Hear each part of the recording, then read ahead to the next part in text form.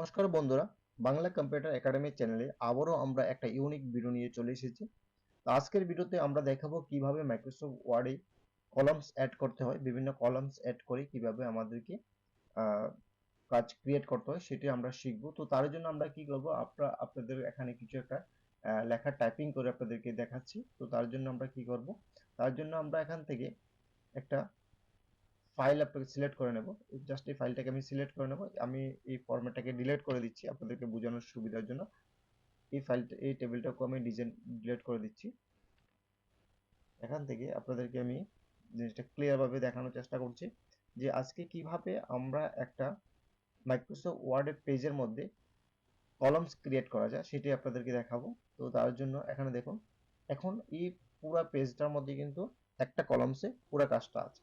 এখন আমার যদি মনে হয় যে সেটাকে আমি দুইটা কলামসে বা তিনটা কলামসে অ্যাড করব, তো তার জন্য আমি কি করব, তার জন্য আমাকে এখানে কি করতে হবে, তার জন্য আমাকে এখানে লেআউট অপশনে চলে যেতে হবে। লেআউট অপশনে যাওয়ার পরে এখানে পেজ সেটআপ নামে একটা অপশন আছে, সেখানে আমাদের একটা কলামস লেখা আছে। এই অপশনটাতে আমরা ক্লিক করব। ক্লিক করার পরে তারপর আমরা কি করব, তারপরে আমরা এখান থেকে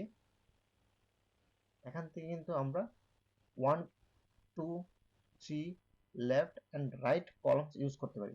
যেমন এই পেজটার মধ্যে আমার দুইটা কলামস দরকার, সেই জায়গাতে আমি 2 ক্লিক করব।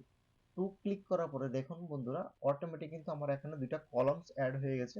আপনারা দেখুন এখানে দুইটা কলামস অ্যাড হয়ে গেছে। অ্যাড হওয়ার পরে দেখুন আমি জাস্ট এখান থেকে কিছু জিনিস এন্টার দিয়ে দিচ্ছি আপনাদের বোঝার সুবিধার জন্য। দেখুন অটোমেটিক কিন্তু আমার এই পেজে লেখা হয়েছে, মাঝখানে কিন্তু একটা কলামস পড়েছে, যেটাতে আপনি যাই লেখেন না কেন এই কলামসের বাইরে কিন্তু আসবে না। দেখুন কোনো লেখা কিন্তু ওই কলামসের বাইরে কিন্তু আসবে না। তো এরকম ভাবে যদি আপনারা কলামস অ্যাড করতে চান তো অবশ্যই কলামস অ্যাড করতে পারেন।